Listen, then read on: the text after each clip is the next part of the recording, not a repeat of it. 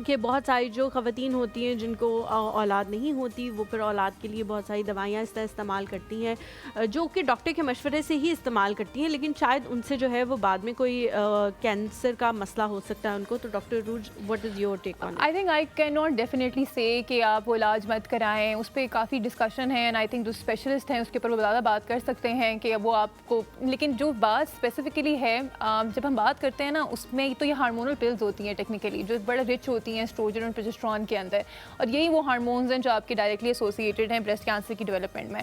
इस बात को तो मैं ज़्यादा नहीं टच करूँगी कि उनको इलाज कराना चाहिए कि नहीं कराना चाहिए, लेकिन मैं यहाँ पे जैसे आई थिंक ब्रेक में भी बात डिस्कस करी थी, इस चीज़ को ज़रूर मेंशन करूँगी कि ख़वातीन जो ओरल कॉन्ट्रासेप्टिव पिल्स इस्तेमाल करती हैं ये भी बड़ी रिच होती हैं। तो ये जो हार्मोनल मेडिकेशंस हैं, they are one of the risk factors of causing breast cancer. Doctor रूज, can you be a bit slower, because मैं चाह रहा हूँ कि आप ये बताइए कॉन्ट्रासेप्टिव पिल्स ये किस लिए लेते हैं, ताकि हो सकता है कुछ लोगों को ये लफ्ज़ ना समझ आए, और मैं चाह रहा हूँ अवेयरनेस जाए।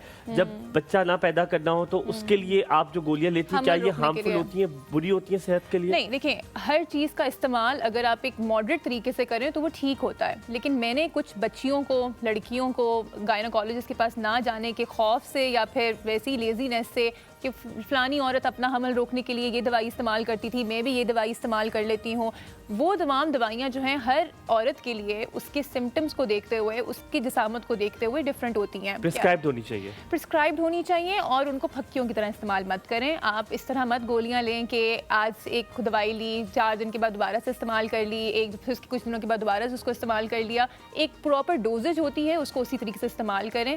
हर दवाई हर इंसान के लिए नहीं बनी होती। ठीक है डॉक्टर रूज, जब भी हम इसके बारे में ब्रेस्ट कैंसर के हवाले से बात करते हैं, जो मुहिम चल रही होती है उसमें एक मैसेज होता है जो आज ही मैंने रेडियो पे सुना और मुझे बड़ा वो लगा कि उसके बारे में हवाले से बात करनी चाहिए। उसमें ये था कि जो माएँ अपने बच्चों को दूध पिलाती हैं उनमें रिस्क फैक्टर कम हो जाता है। ये कितना कम हो जाता है और क्यों कम हो जाता है, ताकि ज़्यादा से ज़्यादा लोग जो हैं वो इसके बारे में सुने, और अगर उनका बेबी हो रहा है तो वो कोशिश करें कि उससे ब्रेस्ट फीडिंग की तरफ लेके जाएं। जो माएँ अपने बच्चों को दूध पिलाती हैं, एक तो उसमें भी ब्रेस्ट कैंसर के चांसेस कम हैं। अगेन ऐसा आई मेंशन कि जो आपके हार्मोन्स हैं ये उनका ताल्लुक उससे है। ब्रेस्ट फीडिंग मदर्स में वो हार्मोन्स जो डायरेक्टली ब्रेस्ट कैंसर कॉज करा रहे होते हैं थोड़े सप्रेस हो जाते हैं। मैं इसको एक आम अल्फाज में इसी तरह डिफाइन करूँगी। और सिमिलरली वो ख़वातीन जो कि कभी माँ नहीं बनती, उनमें ब्रेस्ट कैंसर के चांसेस ज़्यादा होते हैं। तो हमल होना भी एक सेफ आपके लिए जो है ना चीज़ है। ये रिसर्च है, ये रिसर्च है। अच्छा, मामना कॉल है तो फिर मेरे पास एक सवाल है आपके लिए। अस्सलाम वालेकुम Mamna ji, a very good morning to you.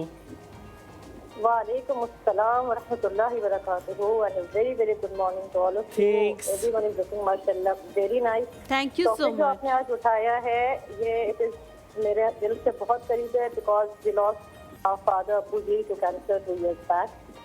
तो इसलिए ये कैंसर का टॉपिक बहुत मेरे करीब है, और फैमिली में और बहुत से हमारी है जो कैंसर डेवलप करे। मुझे सिर्फ डॉक्टर साहब से एक वो पूछना है जी जी।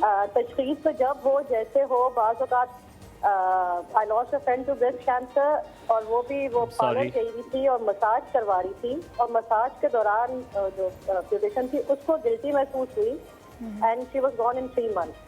तो बाज़ औक़ात ये होता है कि पता भी नहीं चलता कि कोई गिल्टी डेवलप हो रही है, और बिल्कुल फाइनल स्टेज पे। What I want to ask के लोगों की भी अवेयरनेस हो, कैंसर कोई भी हो, बॉडी में ऐसी क्या चेंजेस महसूस होनी शुरू हो तो डॉक्टर के पास जाएं, जैसे लथार्जी, भूख ना लगना, वजन का गिरना, वजन का गेन, मतलब कोई ऐसे सिम्टम्स